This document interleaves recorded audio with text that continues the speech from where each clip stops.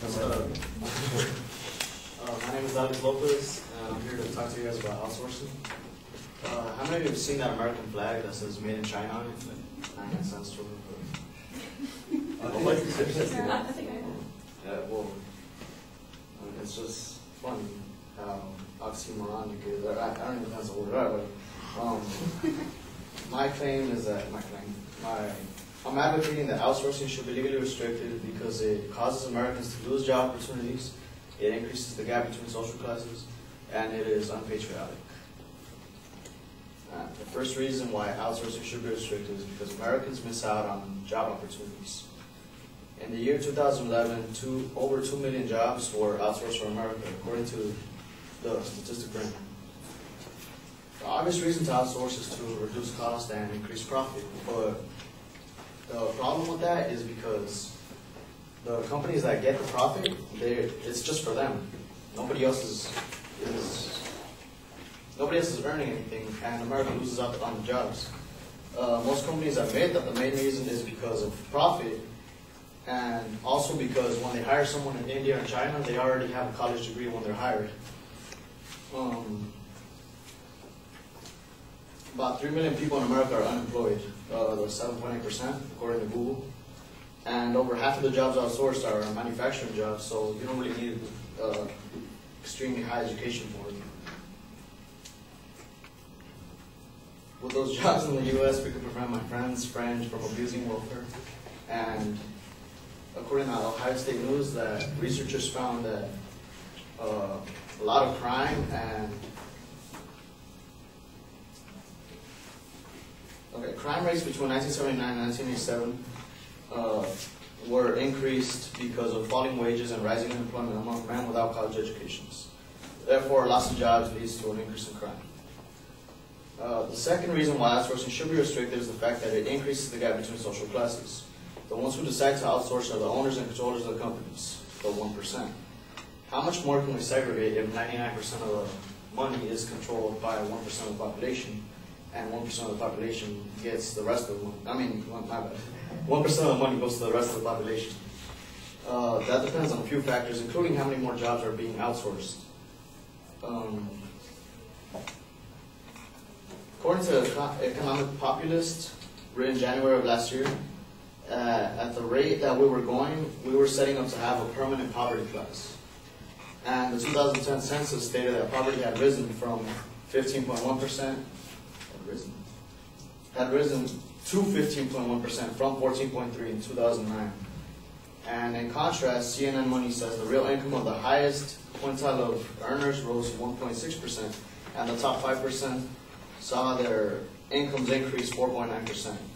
And at the same time, the middle income quintiles, so like the middle class people, their pay lowered by 1% and 1.9%. The third reason why outsourcing should be restricted is because it's unpatriotic.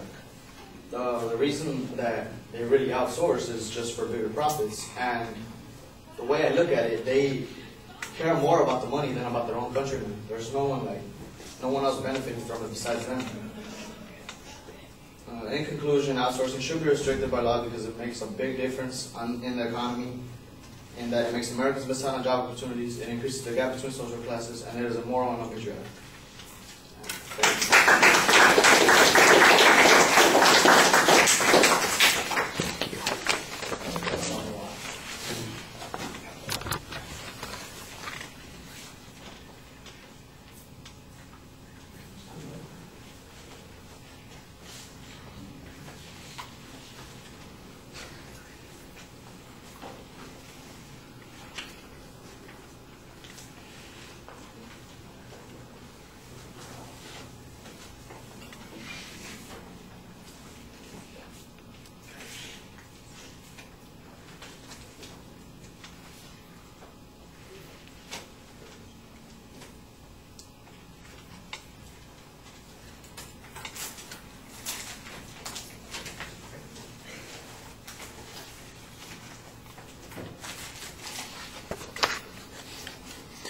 Right. The proposition is clearly identified. It's phrased as a policy claim, though, so that presents some problems for you down the road. The secondary issues are labeled pretty clearly, although I think that the second and the third, well, the second one especially, when you get to it, it doesn't really sound like a claim once you present it. It's a description. It's a narrative without a declarative sentence to it, so it needs to be a little bit clearer. The internal signposting, though, was clear, and we did know where you were at any given point. On the first point, there's some information about the number of outsourcing that's going on. The impact that it has on the economy, I think, needs to be a little bit stronger. The idea, for example, there was a little confusion on the numbers. You mentioned the unemployment rate being 7.8%, and it sounded like you said 3 million people, and I know that that's a hell of a lot more than 3 million people, 7.8%. It's got to be at least, well, it's a big chunk of folks, actually. You know, if there are 100 million people that represent the employment section, then 7.8% would it be at least 7.8 million people, so it's got to be a lot more than that.